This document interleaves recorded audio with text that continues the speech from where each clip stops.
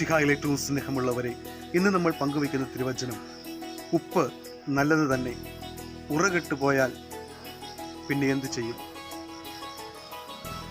ദൈവവചനത്തിൻ്റെ വലിയ കൃപകൾ വർഷിക്കുന്ന രഹസ്യങ്ങളടങ്ങിയ വചനമാണ് ഈശോ നമ്മളോട് പറഞ്ഞു വയ്ക്കുക.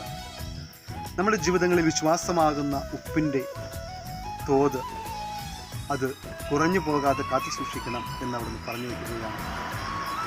ഈശോയെ അനുഗമിക്കുന്ന ഓരോ വ്യക്തിയും തൻ്റെ ജീവിതത്തിൽ പൂർണ്ണമായിട്ടും ഈശോയെ തന്നെ അനുഗമിക്കുവാൻ വേണ്ടി ഇന്ന് ആഹ്വാനം അവിടെ ചെയ്യുകയാണ്.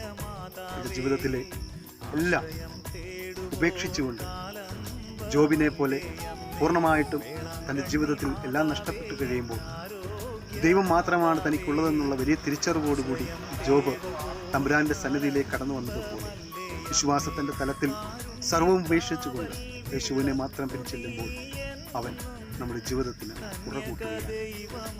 മറ്റുള്ളവർക്ക് മധുരത്തിൻ്റെയും സ്നേഹത്തിൻ്റെയും കരുതലിൻ്റെയും ഒക്കെ ഒരു വ്യക്തിത്വമായി തീരുവാൻ ദൈവം നമ്മളെ സഹായിക്കുകയാണ്.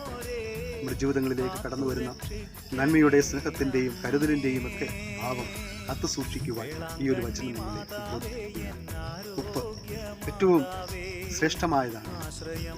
കേടുകൂടാതെ സൂക്ഷിക്കുന്നതിനും ഭക്ഷണ പദാർത്ഥങ്ങൾക്ക് രുചി പകരുന്നതിനും അതെത്രമാത്രം നമ്മളെ സഹായിക്കുന്നു, അനുദിന ജീവിതത്തിൽ അതെത്രമാത്രം വേണ്ടപ്പെട്ടതാണ് എന്ന് നമുക്കറിയാവും.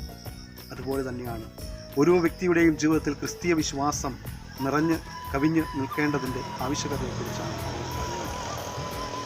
ആ ഒരു വിശ്വാസ തലത്തിലേക്ക് വളർന്നു വരുവാൻ, ദൈവസ്നേഹത്തിൽ ആയിരിക്കുവാൻ, മറ്റുള്ളവർക്ക് ഉപ്പായിത്തീരുവാൻ നമുക്ക് സാധിക്കണം. അവിടുന്ന് പറയുന്നു, കേൾക്കാൻ ചെവിയുള്ളവൻ കേൾക്കട്ടെ.